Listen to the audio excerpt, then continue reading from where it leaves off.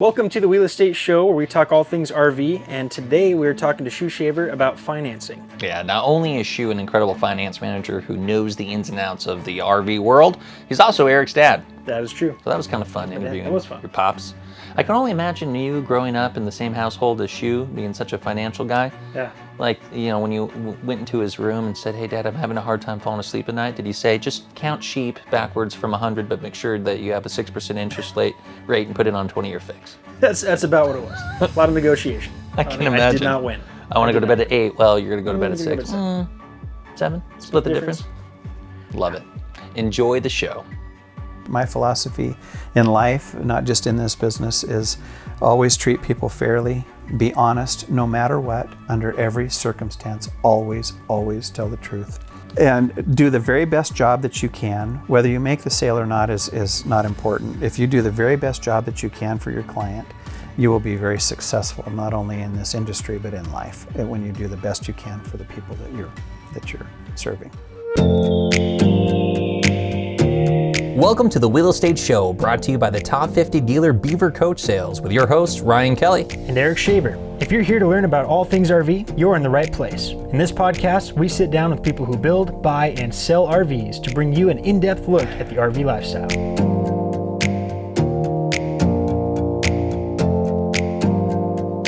Hey everyone, welcome to the Wheel Estate Show. Today we are sitting in a 2019 Tiffin Allegro bus, 45 OPP, awesome coach.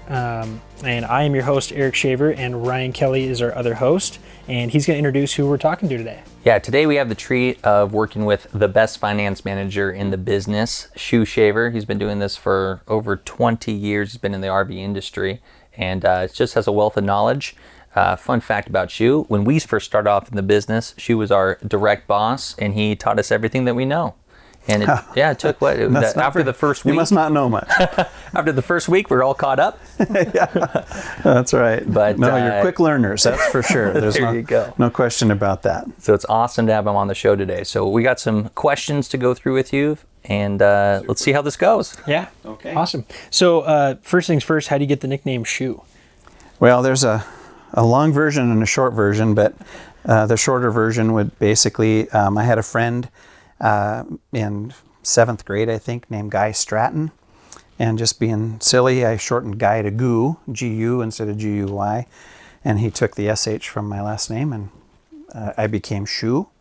So we were Shue and Goo, and then we got into high school and played baseball together, and I played left field, and Guy played right field, and our center fielder, we were both freshmen, and the third freshman on the team was our center fielder, and his name was Lou Pelis. So we were Shue, Goo, and Lou, and that's kind of what made it stick through 4 years of high school. And through the rest of life, I've kind of stayed in close contact with all my high school buddies and through work and everything else, and that's how it stuck. So, great. Yeah. I guess it could be a lot worse. Mm-hmm. That's true. Well, we get asked a lot too. It's like Shue, where's that? What is that? I love all the names off of that. Like, is Stu here? Yeah, I get a lot of different. Stu is pretty common. Stu's pretty common. Yeah, you can call me whatever you want. I don't care what you call me. We'll stick with Shue for now. Yeah. Okay. So Shue, I'm excited that you're going to be talking about the finance industry because, by and large, for dealership, it's kind of this. It's definitely an integral part of a sales side of a dealership, but it's kind of off. It's on no man's land here. From you have the sales, which is very, very straightforward. A salesman goes in and spends time and identifies the right coach and lands them on it, negotiates the deal, and when all that's finalized, now we got to see if one of two things can happen: if the deal can get bought by a bank, or if they're paying cash, if financing is a better option. So after all that's done, then it goes into the finance department, but it's more than just finance. You're a business manager. You steward a lot of the finances from the front end of the business through your store. There's just a lot of, it's just an important glue to the dealership, but there's a lot of stuff that happens in that office where even us as sales guys we just don't know how. No idea. We go in thinking we probably don't have a deal here, and they come out, congratulations, the bank bought it, and they're excited to go. So I think shedding light on the finance department, the business management department is going to be a treat for customers today, both on the retail side and as customers. For sure, definitely. Before we dig into the details of that, tell us a little bit about how you got into the industry and how long you've been in the RV industry and what you've done in that time. Okay, sure. I think this year marks my 25th year in the business, and I was working with your dad, Ty, in the furniture business for many years, and one of the salesmen that worked with us in the furniture industry decided to leave the industry and did something else, and roundabout way got into the RV business. And I was talking with him, and as we were winding down the furniture store, we were closing. We had 28 stores, and it was rapidly becoming 0 stores. I needed to find something else to do in life, and I was visiting with our friend, and he said, you should try selling RVs. I think it'd be a lot of fun. And so that's kind of how I got my foot in the door, and it was a lot of fun. Get to go to work in shorts and work with people that are enjoying life, and it was a wonderful product and an incredible atmosphere. And about 2 months later, Ty joined me, and we got to get back together again, which was a lot of fun. And that's kind of how it happened. And More fun than selling waterbeds? Well, waterbeds, I will say, certainly for a young man or a young person, that was a very exciting industry. Oh, yeah. And we had 28 stores, as I mentioned, and we were the waterbed retailer of the year. And it was a $3 billion industry at that time. It was really moving. And so, but it wasn't just waterbeds. We had waterbeds and children's furniture. We had 5 children's furniture stores. And we had mattress stores, kind of like Sleep Country. I think we had 5 or 6 of those in the mix. And we had a conventional furniture store as well. And so I was wearing a lot of hats. I was the corporate sales manager. So my job was to hire and train and open stores. And I was doing a lot of different things. So one day of the week, one day of my average working day, I'd walk in and I'd be working with waterbed salesmen. And then I would visit a mattress store, and then I'd go to one of our children's stores where primarily our employees were a lot of young mothers, and they had a different lifestyle, I think, than some of the waterbed salesmen that we were working with at that time. But anyway, it was a lot of fun and a good opportunity for me to understand and learn how to manage businesses and people and things like that. It was a lot of fun. But RVs has really been a true career. I've enjoyed that, I think, more than anything, just from this daily activity with coworkers, and everybody that comes through the door seems to have a smile. Yeah, that's a lot of fun. I enjoy that. That's pretty awesome. Yeah.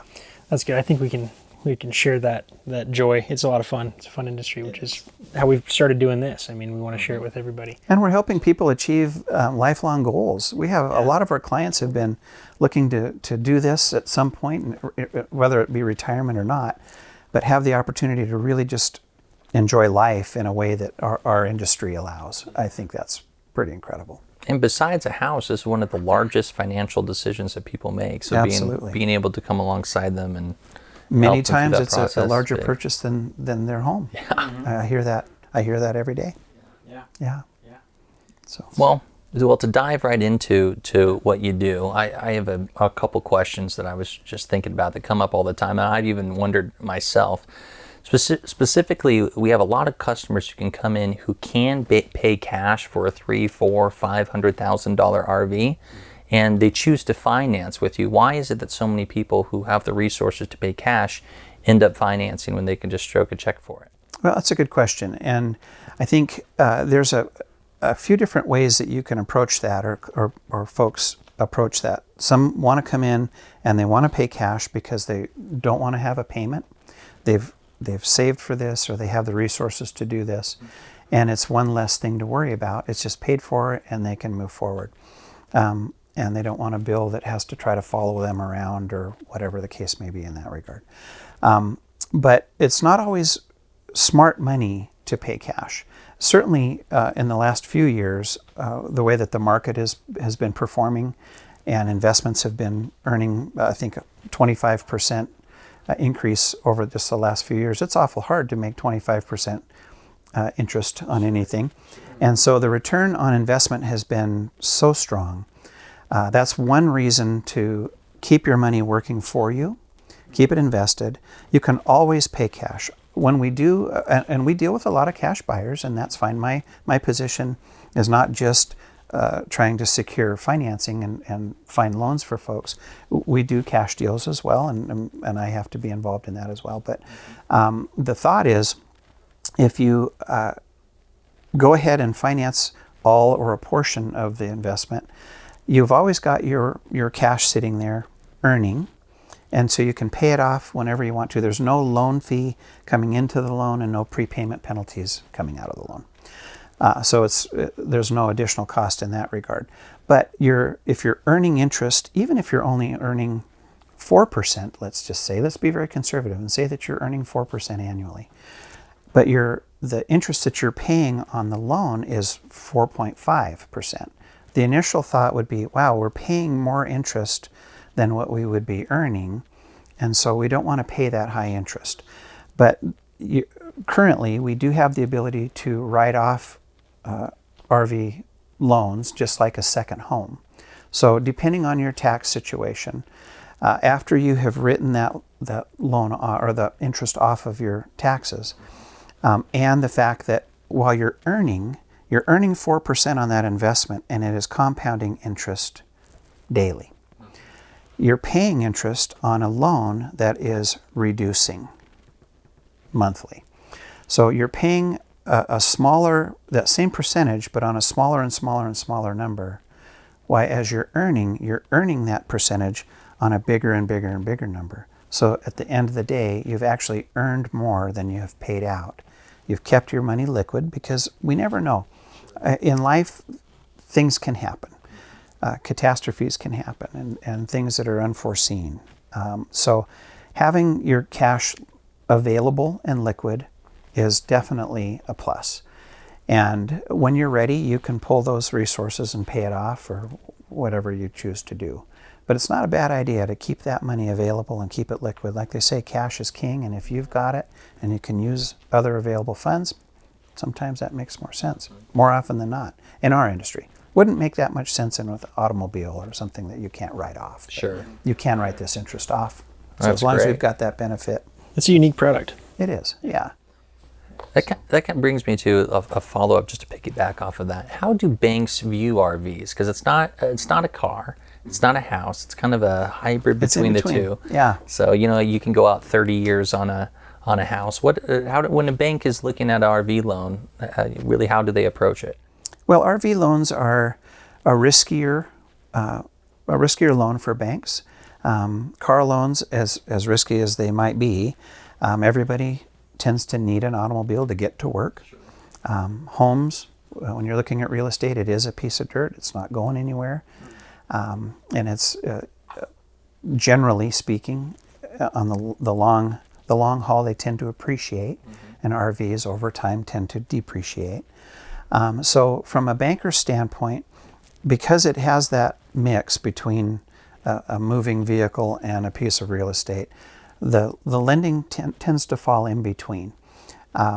Interest rates, for example, are very, very close to mortgage rates, but not quite as low as automotive rates, but still very, very competitive, and as I mentioned, very similar to how a mortgage interest rate would be. Term-wise, they won't go 30 years, they will go 20, but 20 years is a long time. 20 years, they won't do that on a car. And it makes your payment more comfortable, and for most buyers, and I think the industry standard, the average buyer keeps their motorhome is at 4.1 years or something like that. But amortizing it over a larger length of time allows for a more comfortable payment. So that works out, in our favor and in our buyer's favor. Makes sense. Yeah. That's pretty straightforward. That's I think a question we get a lot as salespeople is on financing, down payment, what is the terms going to look like? And a lot of people don't know if they've never purchased one before. Right. That it is a lot of people, especially, and I'm sure you know what I'm talking about, but they'll come in and they sell their home and this is their house, and so they look at it as like this being their new mortgage payment. So this combined, and that changes things in the lending side of things, because banks don't always want to loan to full-time RVers, and it's not because they think that it's going to get used in a more used more ruggedly, or that they're going to drive to Canada and not come back, and that they can't find them. It doesn't have anything to do with that. It's basically that when it is your primary residence, then the domicile laws come into play. And if something happened and you weren't able to continue making the payment, it's real difficult for them to take their inventory back. And so they can't just put you out on the street. It's kind of like if you're renting an apartment and you don't pay, it's really hard for them to get you moved out, get you kicked out. So that's the only reason that full-time RVing is a little bit more difficult. But we've got some great resources for full-timers, and we can certainly accommodate that. So to piggyback off of that, if we have a customer coming in who is talking about, they're going to sell their house in a year, or their house is in the next 6 months they're going to be selling it, would you recommend waiting until the house sells and then they have some more finances to put down, or would you recommend getting a loan and getting that, based on what you said there about it's easier to get financed when they still own a home? Would you go that direction or the other? Well, I think oftentimes folks have the idea that we want to do this and then in a year we're going to sell our home, and 5 years later they're still in their home. And that doesn't always come to fruition.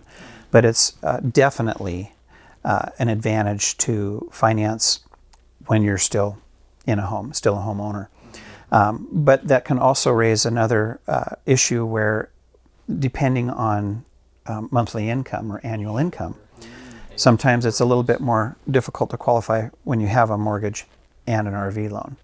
So we just kind of look at every individual and every transaction, kind of it stands on its own, and we strategize and we talk about it. And the beautiful thing about our business is we rarely have folks that walk in and make a decision the first day they look. And so you guys, as salespeople, have the luxury of being able to establish long-term relationships and trust that you guys are able to forge with our clients. It might take 2 or 3 or 4 years before they're ready and it works out.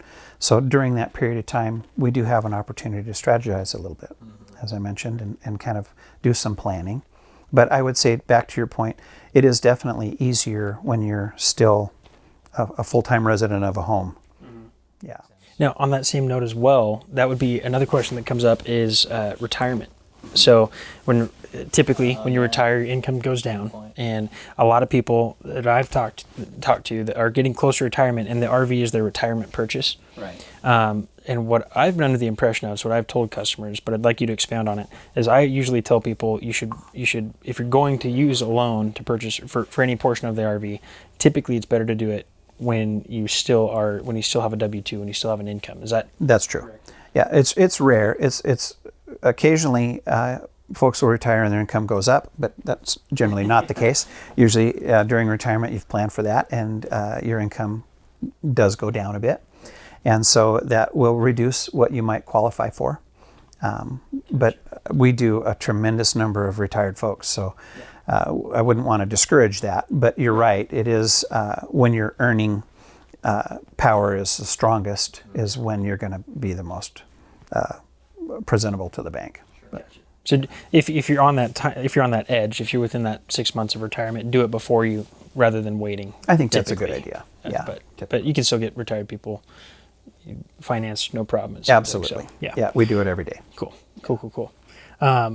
Well, that leads me into, I have a couple questions. So another thing that a finance manager does, it differs from dealership to dealership, but we offer a couple products, aftermarket products, things like extended service policies. We have certain safety items and items to basically enhance the user enjoyment of the coach. So a big question that we get is, why would somebody buy an extended service policy, for instance, we're going to use that one, on a brand new coach, when it comes from the factory with a warranty already on it for a year?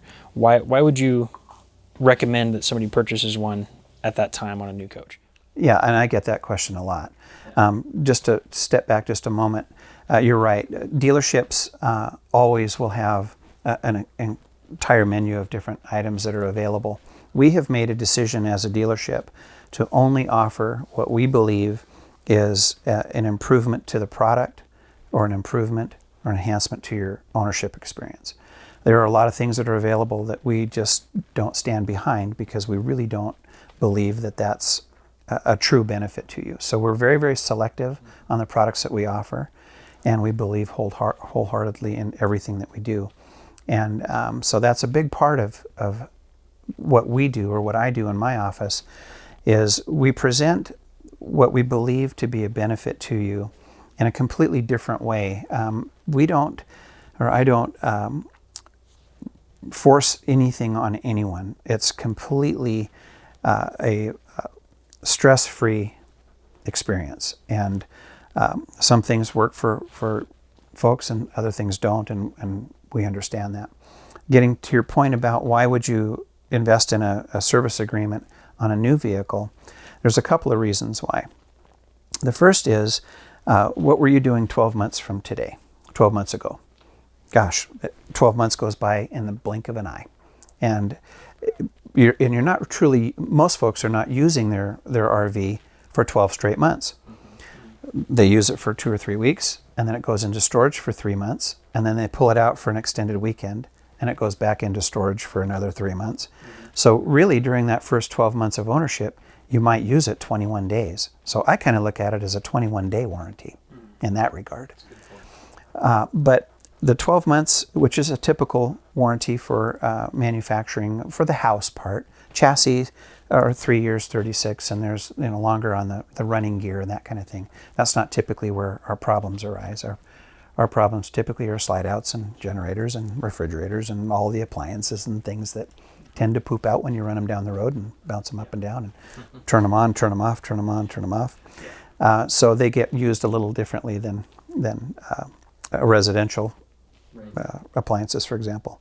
But the reason that you would want to consider doing that earlier than later is at the time of sale, everything's brand new and there's a warranty in place. So to purchase a warranty at that time, or an extended service agreement, is going to cost less. Your initial outlay will be a lot less than if you wait the 12 months, because if you wait 12 months, you're then purchasing it on a used vehicle that has some miles, that doesn't have anyone else foot in the bill if something poops out. So the day that contract goes into force is the day that extended service policy can potentially pay out. So for that reason, they bump the price. Its actuaries do all the numbers, and so they have to increase the pricing. But you end up at the same point in time. So on a new vehicle, let's use an example, you can purchase a 5-year extended service plan on a new vehicle. So from day one, you get 5 years. On a used vehicle, a year from now, let's say, oftentimes only 4 years is available. So you purchase it a year from now and you get 4 years, you still end up at 5 years from date of purchase. So you're not gaining any time. Sure. It's just going to cost a little bit more. And oftentimes on used vehicles, they don't cover quite as much. So the benefit would be to do it sooner than later. And also, if you are financing, then it can just become part of your finance package. It's calculated into your payment. You don't have to worry about it. You don't have to remember to do it. The thing that happens is during the delivery experience, there's a lot going on. And it's a big event. It's a big day, and information is coming at you like a fire hose, and it's hard to sort through all of that. Right. But that is one thing that we do talk about at delivery time. And that's when it's on the forefront of your mind, is when we're talking about it.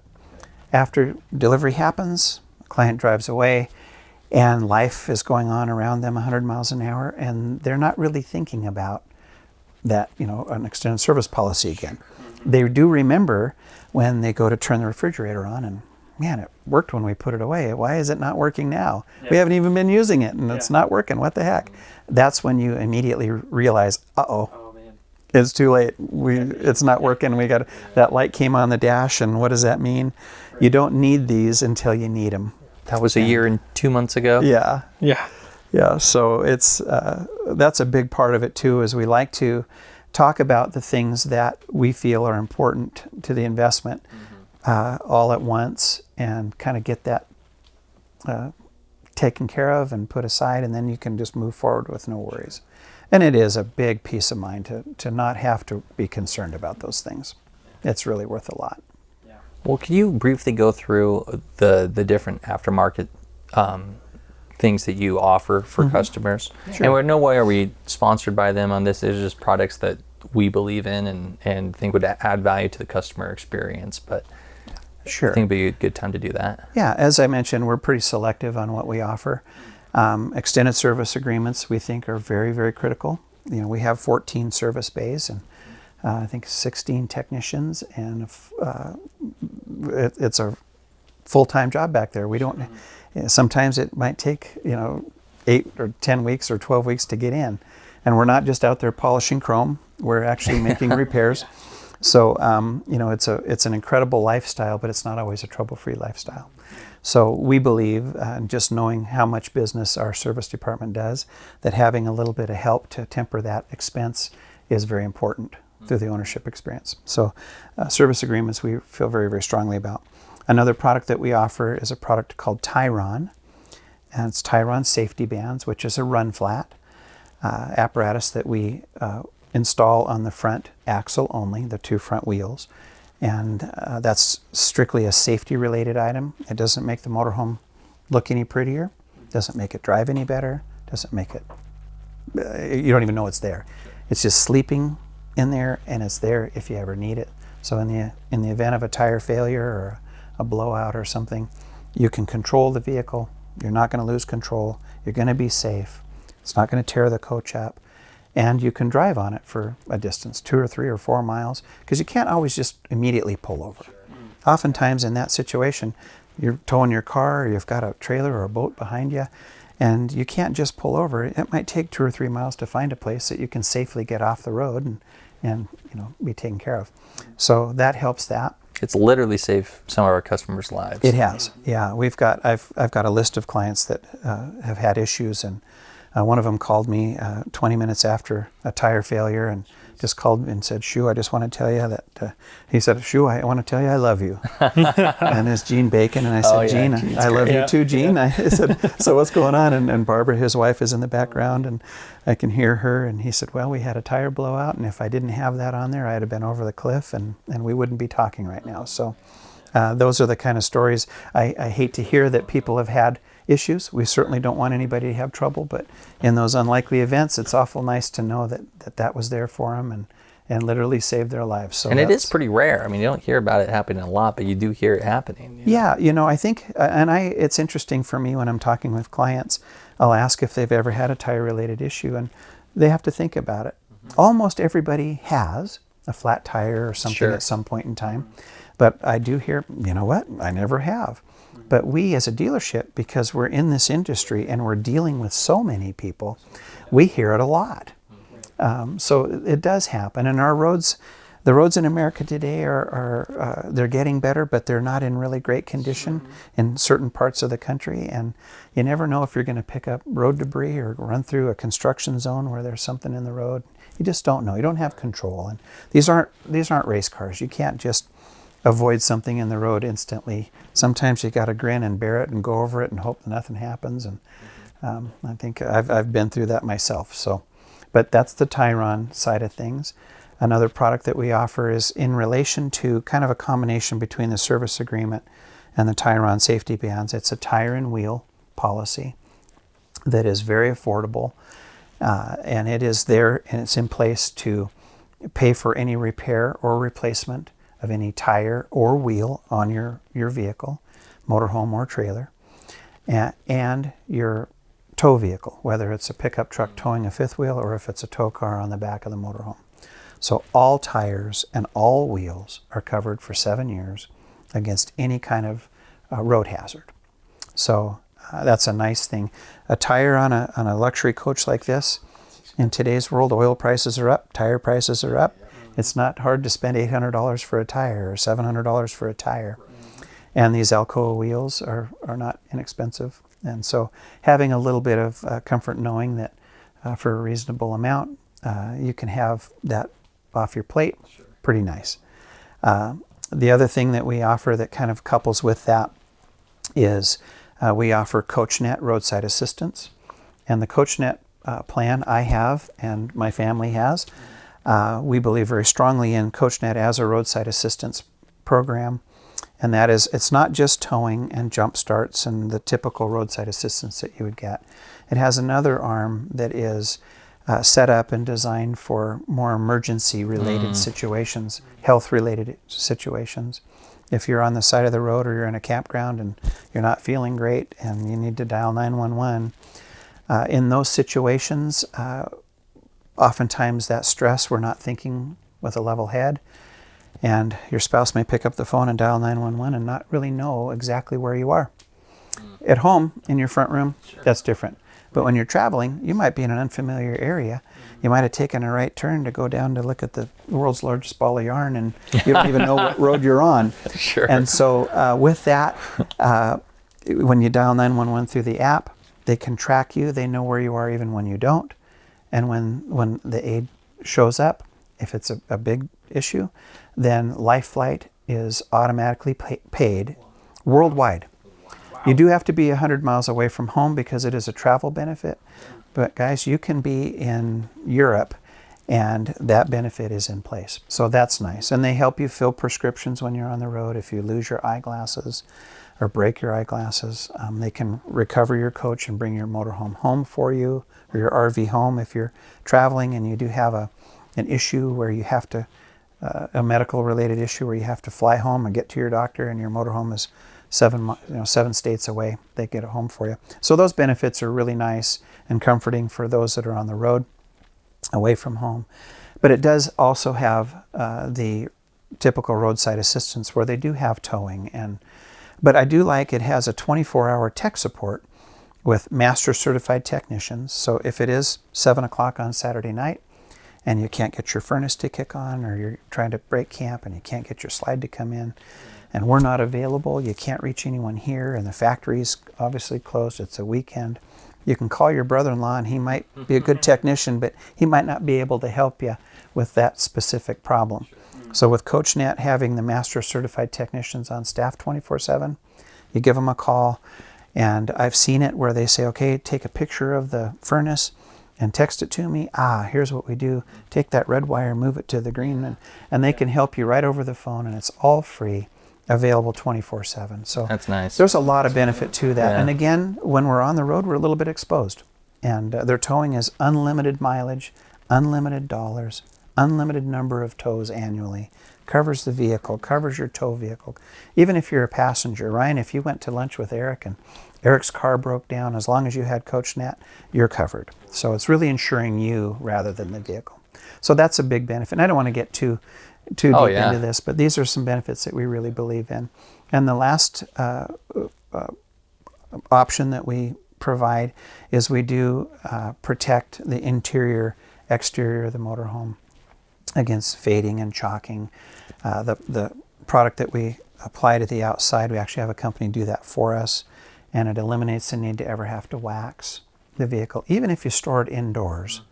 A lot of times I'll hear, well, we keep it in a temperature controlled garage, and that's wonderful, but you're not camping and traveling in that garage. It's out in the elements.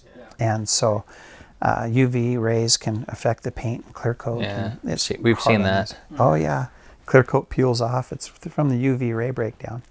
But we treat the exterior and the interior against, I think, traveling, you put your coffee cup on the countertop and you're trying to get out and you're trying to meet your friends. They've already taken off and you want to be in line with them, and you don't want to miss out, so you hop in and you take off, and that coffee cup hits the floor and it's everywhere. So anyway, those things do happen in our world, so we can help you prevent staining and all the things that go along And with a lot of RVers have pets too. That's right. A ton, because kids are out of the house and maybe grandkids aren't traveling with them, so they got to have something to love. That's right. We have an antimicrobial that is now being installed that kills all the bacteria and germs. And right now, with what we have going on, that's a big deal. And so it just keeps your RV smelling fresh and no mildews and things like that. But it does keep the viruses down. So it's kind of a neat deal. Yeah, that's just good. Yeah. Especially right now. Yeah, exactly. Definitely. Well, I think if you're ready for it, I think it's time for the lightning round. Lightning round. Lightning round. So Okay. three quick questions. Okay. So any coach, any place, what would you take and where would you go? Wow. Well, we're sitting in one of my favorites. This is one of my favorite floor plans, this 40 OPP. So the bus is one of my favorites. I'm a huge fan of the Integra product. I've taken them, I've used them. So if the name starts with an E for Integra, I'm on board. So we're very fortunate as a dealership to have two of the best products on the planet. But as I mentioned, this is one of my favorites. I really do like the Aspire and the Anthem 45 or 44B floor plan, and they're so wonderful over the road. So any coach, that's probably, now if we were going to be doing, if it was something used, I'd probably pick an 05 or 06 Beaver Monterey. Sure. I think one of the best values that ever produced. I still love those motorhomes. Yeah. So those are kind of my maybe top three.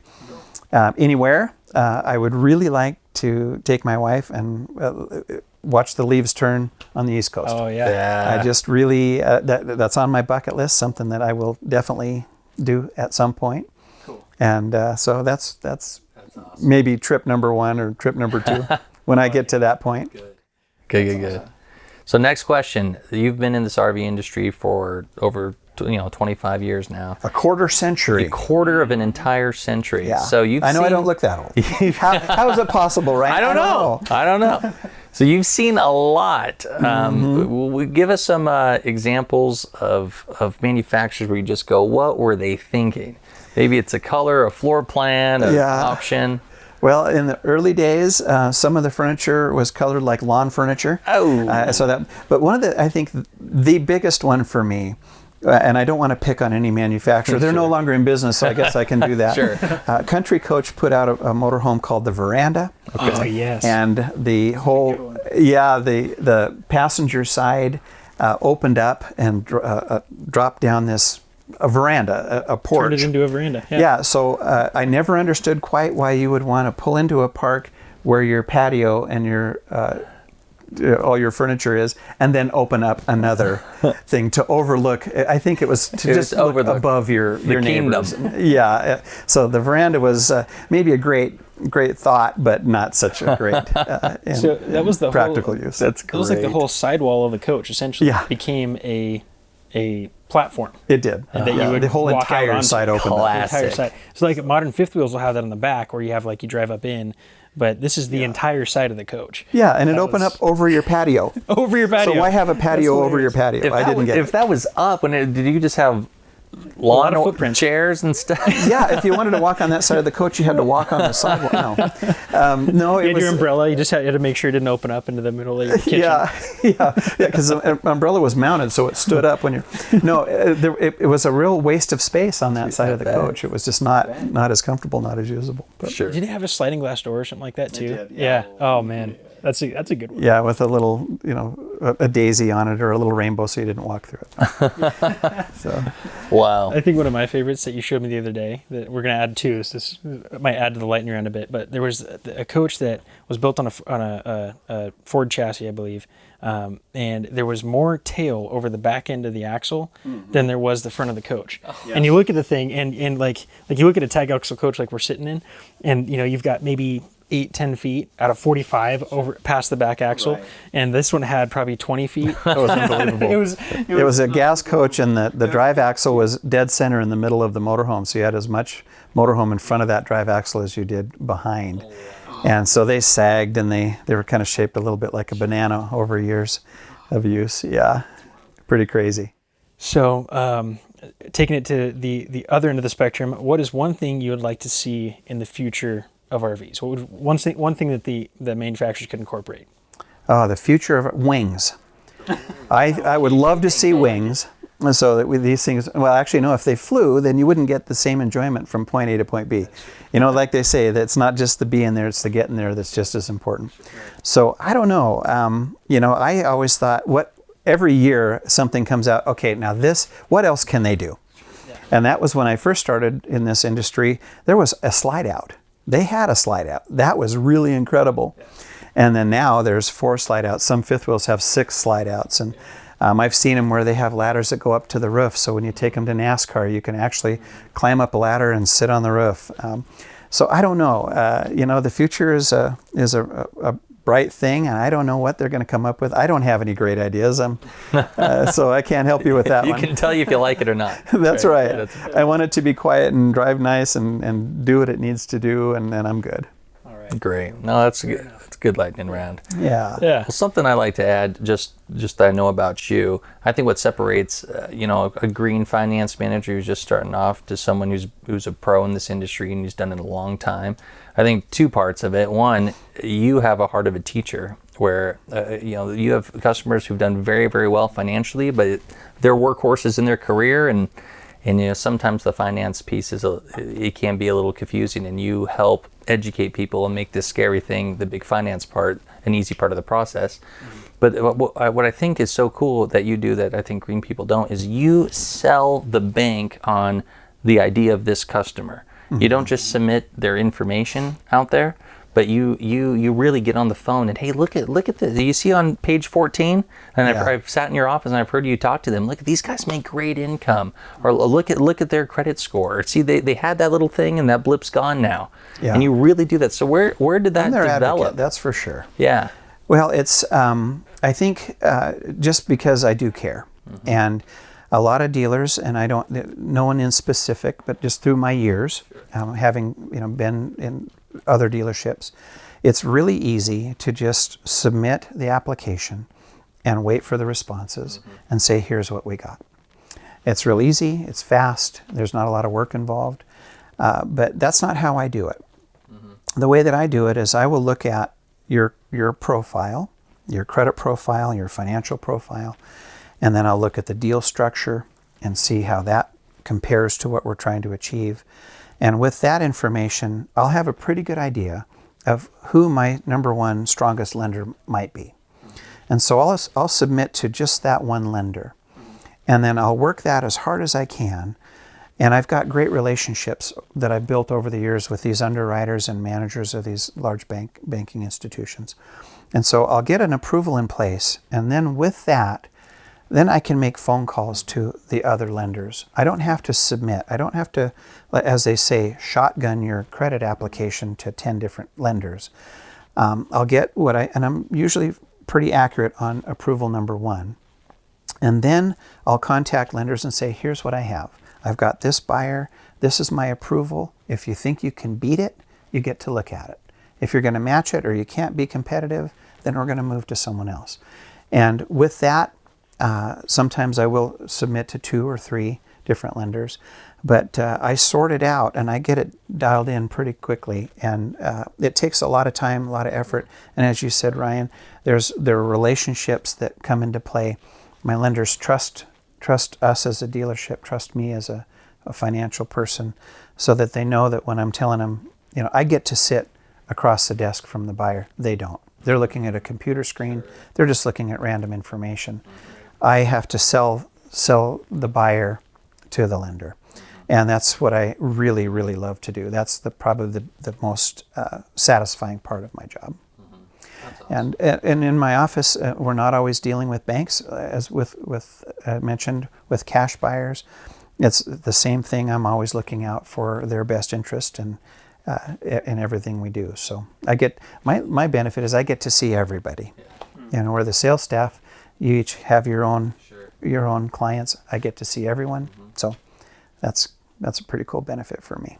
That's pretty awesome. I think my last point to add is I've had deals before where I'm looking for a specific coach for a customer, and just for whatever reason it hasn't come in yet, and they're on a time crunch, and they end up buying something from a private party, mm-hmm. and I've turned them over to you, referred them to you, and they buy from a private party, and they still get their financing done through you. So if I would recommend for anyone out there listening to this who is buying private party, who wants to go the finance route, give Shus a call and let him talk to you about rates. I know he's done that a couple times for clients of mine. Yeah. So it's hard. That'd be big. The other thing, you're good. The part of the transaction, as you mentioned, Eric, it is a little confusing, and it's a big thing. And Once the buyer has decided that they want to do this, and then they've identified a unit, then if they have to try to find financing on their own, it's really tough. They have to get on the internet, or they're applying at 3 or 4 or 5 different banks on their own, and they're providing documents to all these different lenders on their own. It is a very, very challenging situation. And because that's what I do all day, every day, I take that burden off their plate. I get to do the heavy lifting and present them with 9 times out of 10, maybe, I don't want to say 10 times out of 10, but at least 9 times out of 10, far better financing than they can find on their own. Because most people, I know if I go into the bank, I'm buying a rate at retail. That's right. You're a retail customer. When you do, tens of millions of dollars a year because of the sticker on these units, you can normally, buy it a lot more competitive. Yeah. Prime example, your client yesterday, he really wanted to use U.S. Bank. U.S. Bank is his lender. Yeah. He's got all of his assets with them. Sure. And he's got a wonderful relationship with them. And I just asked, I said, would you mind if I presented to U.S. Bank on your behalf? And he gave me that okay. And the rate that he was able to get was 6.25. And I was able to get 4.49. Wow. And that's significant. Over a 20-year note? Absolutely. And this is a customer of that bank for the last 25 years and has all of his assets there. And so, but just due to the fact that we're more from wholesale lending rather than retail lending, that's where we can be the advantage. We do, as I mentioned, all the heavy lifting, and we do all the resourcing, but we also get better rates and terms typically. Yeah. Great Almost example. every single time. Great example. It's pretty rare. In fact, I can't remember honestly the last time I was trying to that I think about didn't that have too. the best rate. But anyway, that's part of what we do, and why we dig so hard, and that's the goal. We want our clients to feel comfortable in that process, and knowing that they got the best deal, come back to us again and let us take care of them the second time and third time and fifth time. Many more times. We have clients that have bought 12 units from us. So, which is good. That says something, So, and it works for the other products you have too. I've had customers that have found a private party coach that they wanted an extended service policy on, and you can't buy that from a private party. Typically, and a lot of them that aren't transferable through private party sale, or they don't have one, they can come to you and purchase an extended service policy on any coach. So. We do a lot of business just from referral. Our clients that have been taken care of, and it's a great product.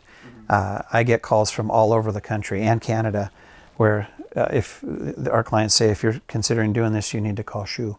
And so I do a lot of them just over the phone. That's awesome. Yeah. Absolutely. Cool. I think that about wraps up the questions I think we had for you. So I think one last one to end on. Shus, if your son was in this industry, what advice would you give him? I would say, Eric,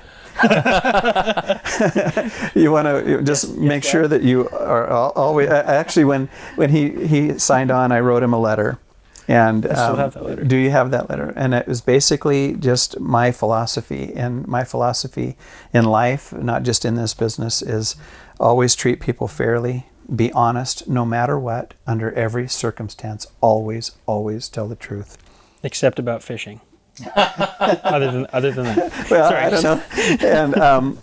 And do the very best job that you can. Whether you make the sale or not is not important. If you do the very best job that you can for your client, you will be very successful, not only in this industry but in life, when you do the best you can for the people that you're serving. So that's my recommendation. Yeah. Awesome. Well, I've learned a lot from you in these years. Yeah, I've learned a lot from you too. 25 out of my 27, you've been in this industry, so I kind of grew up in it. So that's been a long time coming. It's awesome. It's exciting for me too to have you guys as younger people.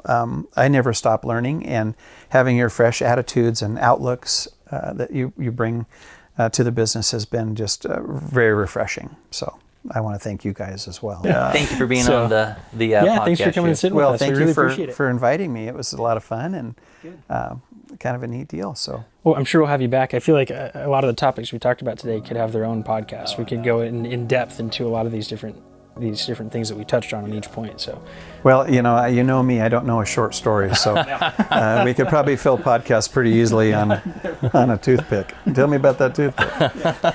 Perfect. So, yeah. Well, thank you guys again.